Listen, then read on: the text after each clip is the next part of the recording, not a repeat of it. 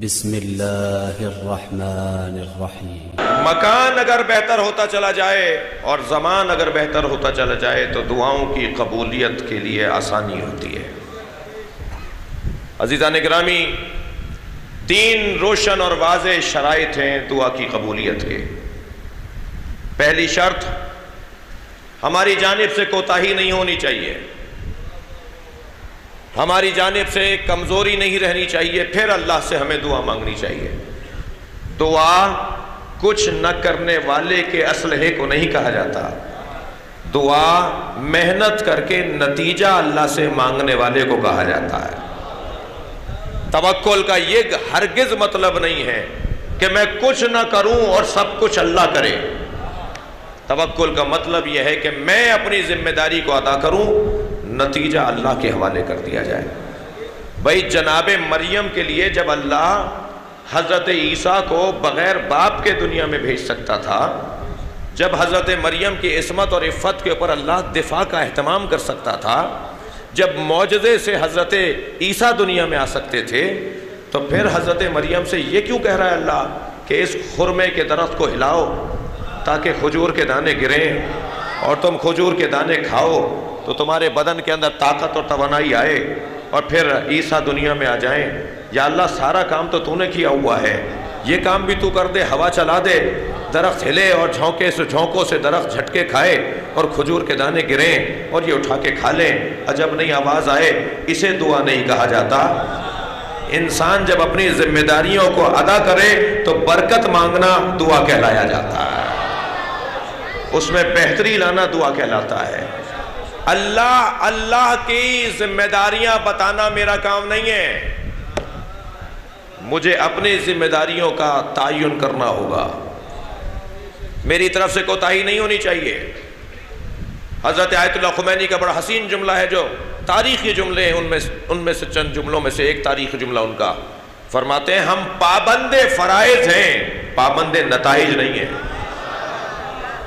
ہمیں اپنا فریضہ ادا کرنا ہے، نتیجہ ہمیں اللہ کے حوالے چھوڑنا ہے۔ میری یہ ذمہ داری بنتی تھی، اب اس کا نتیجہ کیا نکلتا ہے؟ اب انہوں نے پیپر دینے سے پہلے، امتحان دینے سے پہلے پڑھا بالکل نہیں اور امتحان میں خالی کاغذ چھوڑ کر آ گئے، اور اب دعا مانگ رہے ہیں یا اللہ مجھے اچھے نمبروں میں پاس کر دے۔ تو یہ بندہ پاس نہیں ہوگا۔ سوال آیا پیپر میں، دیواریں چین کہاں ہیں؟ تو لکھ کے آ گئے اکاڑا میں۔ سوال آیا پیپر میں، دریائے سندھ کہاں سے بہتا ہے؟ لکھ کے آ گئے بغداد سے، اور اب دعا کر رہے ہیں یا اللہ میں کامیاب ہو جاؤں۔ تو یہ جوان کامیاب نہیں ہوگا، یہ طالب علم کامیاب نہیں ہوگا۔ کوتاہی میری طرف سے نہ ہو، میں نے محنت بھرپور کی، میں پیپر مکمل لکھ کر آیا ہوں، مگر یا اللہ کامیابی دینا تیرا ہو۔ سب سے پہلی شرط دعا کے لیے کہ میری طرف سے کوئی کوتاہی نہ ہو۔ دوسری شرط، دقت فرمائیں گے، دوسری شرط، میں اللہ سے وہ مانگوں جو میری مصلحت میں ہو۔ اب اللہ سے میں یہ مانگوں کہ یا اللہ مجھے موت ہی نہ آئے، تو یہ تو نظام الہی ہے، یہ تو ہونا ہے۔ دریا کے کنارے جھونپڑی بنا کر کوئی بیٹھ جائے اور دعا کرے یا اللہ کبھی سیلاب آئے تو میری جھونپڑی نہ ڈوبے، میری جھونپڑی نہ بہے، تو یہ مصلحت کے خلاف ہے۔ عین مصلحت اللہ سے دعا مانگنی ہے۔ مجھے کیا مانگنا ہے؟ دیکھیے ہر شخص، دقت چاہوں گا اس منظر بیان پر، ہر شخص اپنی ذہنیت کے مطابق مانگتا ہے۔ ہم پہلے اپنی حدوں کو طے کر لیتے ہیں، پھر اللہ سے مانگتے ہیں۔ ہمیں اللہ سے اپنی حدوں کو طے کر کے نہیں مانگنا چاہیے، ہمیں اللہ پر چھوڑ دینا چاہیے۔ یا اللہ جو ہمارے حق میں ہے وہ تو ہمارے ساتھ کر۔ یہ ہے وہ دعا کی کیفیت کہ جسے مصلحت کہا جائے اور اللہ کے حوالے اپنے کاموں کو کر دینا کہا جائے۔ عزیزان گرامی، اگر میں اللہ سے وہ چیز مانگوں جو مجھے پسند ہے، تو آسان تکرہوا شیئا وہو خیر لکم، بہت ساری چیزیں تمہیں پسند ہیں مگر اچھی نہیں ہے تمہارے لیے، یا اللہ تو وہ کر ہمارے ساتھ جو ہمارے حق میں بہتر ہو، جو ہمارے حق میں بہتر ہو۔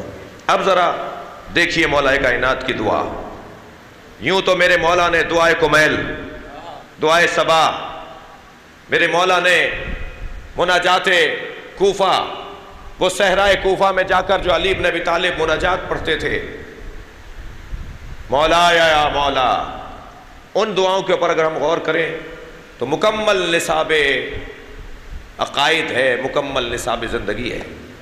خاص طور پر دعائے کمیل کے حوالے سے میں گزارش کروں گا، ایک مرتبہ اسے اجتماع سے ہٹ کر، جو دعائے کمیل کا اجتماع ہوتا ہے اس سے ہٹ کر کبھی اس کا مطالعہ کیجئے، علیحدہ بیٹھ کر اس کے ایک ایک جملے پہ غور کیجئے۔ اگر پوری دعا بھی ایک ساتھ نہ پڑھ پائیں تو ایک صفحہ ایک دن پڑھ لیجئے اور خوب غور کر لیجئے کہ کیا مولا نے کہا ہے۔ میں آپ کے توسط سے اپنے دوستوں کو پیغام دے رہا ہوں، ہمیں عقیدہ توحید نہ سمجھاؤ، اس لیے کہ ہمارے پاس علی کی دی ہوئے دعائے کمیل موجود ہے، ایسی دعا کسی اور کے پاس نہیں ہے۔ عزیزان گرامی، اگر کوئی آپ سے پوچھے نا کہ آپ کا عقیدہ توحید کیا ہے، اسے دعائے کمیل پکڑا دیا کرے۔ ہمارا یہی عقیدہ توحید ہے جو علی بن ابی طالب نے دعائے کمیل کے اندر بیان کیا ہے۔ ممکن ہے کوئی کہے صاحب یہ تو علی کا عقیدہ ہے، تمہارا عقیدہ کہاں ہے؟ تو علی نے جسے تعلیم دی ہے نا، وہ کمیل شیعہ تھے،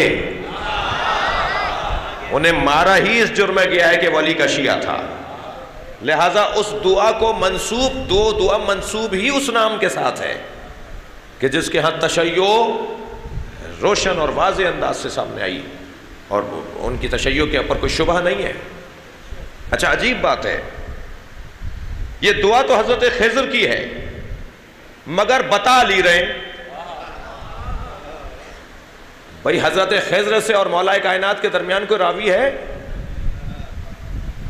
اس لب و لہجہ میں اس گھر کے علاوہ کوئی اور بات نہیں کر سکتا۔ امام ابو حنیفہ سے کسی نے آ کے کہا کہ آپ تو کہتے ہیں کہ ان فلان ان فلان ان فلان ان رسول اللہ، فلاں نے فلاں سے سنا اور فلاں نے فلاں سے سنا اور فلاں نے فلاں سے سنا اور فلاں نے رسول اللہ سے سنا، مگر شیعوں کے چھٹے امام جعفر صادق تو یہ کہتے ہیں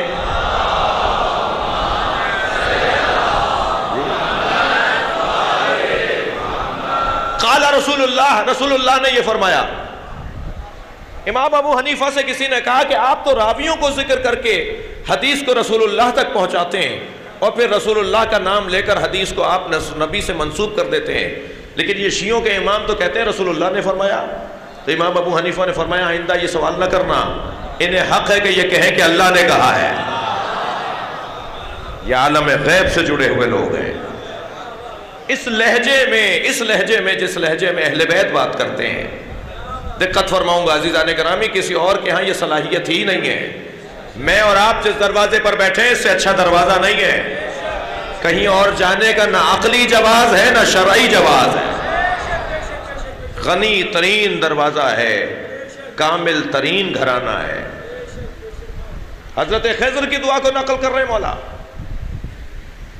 مالک اشتر کہتے ہیں کہ جب چوتھا دور حکومت آیا اور مولا کائنات اس کرسی پر جا کے بیٹھے جس جگہ پر نبی بیٹھا کرتے تھے، تو مولا کی بیعت کا سلسلہ کئی دن تک جاری رہا۔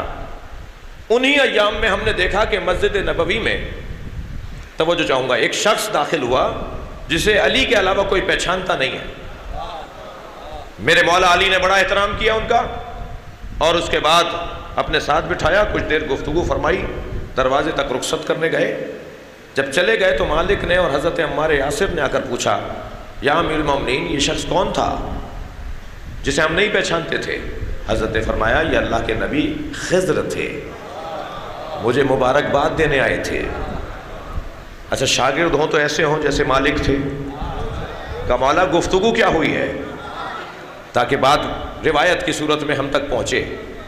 مولا نے فرمایا خضر آئے تھے مجھے مبارکباد دینے، تو خضر نے مجھے ایک جملہ ہدیہ کیا، ایک حکیمانہ جملہ، ایک حکمت بھرا جملہ مجھے ہدیہ کیا، اور پھر مجھ سے خضر نے کہا کہ آپ بھی مجھے کچھ دیجئے، تو میں نے بھی خضر کو ایک جملہ ہدیہ کیا ہے۔ اچھا، ہدیہ ہوتا ہے نا، کبھی مادی ہدیہ ہوتا ہے، کبھی مانوی ہدیہ ہوتا ہے۔ آپ کسی کے گھر جا رہے ہیں، ہار پھول لے کر چلے گئے، وہ بھی ہدیہ ہے، مگر 3 گھنٹے بعد یہ پھول سوکھ جائیں گے۔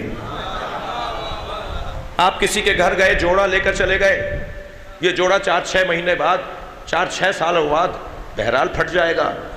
لیکن ہدیہ دیں تو ایسا دیں کہ جو کبھی ختم ہونے والا نہ ہو۔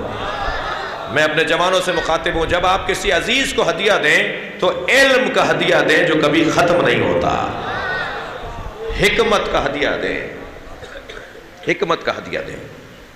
فرمایا خضر نے مجھے ایک جملہ ہدیہ کیا، اور ہدیہ یہ تھا، ما احسنو تواضع الاغنیاء علی الفقراء خشیۃ باللہ۔ کیا ہی اچھا ہے کہ صاحبان ثروت لوگ فقیروں کے ساتھ انکساری اور خاکساری کا رویہ رکھیں اللہ سے ڈرتے ہوئے۔ جب کوئی فقیر کسی صاحب ثروت کے سامنے آئے تو اللہ سے خوف کھاتے ہوئے اس فقیر کا احترام کریں، اس فقیر کا خیال رکھیں۔ ما احسنو تواضع الاغنیاء، اغنیاء کو تواضع رکھنی چاہیے، علی الفقراء خشیۃ باللہ، فقراء کے سامنے اللہ سے ڈرتے ہوئے۔ مجھے خضر نے یہ جملہ حکمت آمیز تعلیم دیا، ہدیہ دیا، پھر مجھ سے کہا علی آپ بھی تو ابو الحکم ہیں، آپ بھی تو کچھ دیجئے۔ تو میں نے خضر کو ایک جملہ تھا ہدیہ دیا، میں نے خضر سے یہ کہا، ما احسنو تکبر الفقراء علی الاغنیاء ثقۃ باللہ۔ کتنا اچھا ہے کہ فقراء عمراء سے اور امیروں سے اکڑ کر بات کریں اللہ پہ بھروسہ کرتے ہوئے۔ خبردار، تمہارے پاس اگر پیسہ نہیں ہے تو خود کو ذلیل کیوں کر رہے ہو؟ خبردار، اگر تمہارے پاس دولت نہیں ہے تو امیروں کے دروازے پہ جا کے جھک کیوں رہے ہو؟ تمہیں امیروں سے اکڑ کر بات کرنی چاہیے، اس لیے کہ رازق ان کا بھی وہی ہے جو رازق تمہارا ہے۔ صلوات پڑھیں گے محمد و آل محمد۔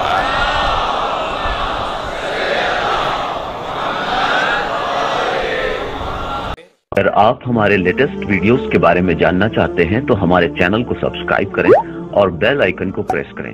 شکریہ۔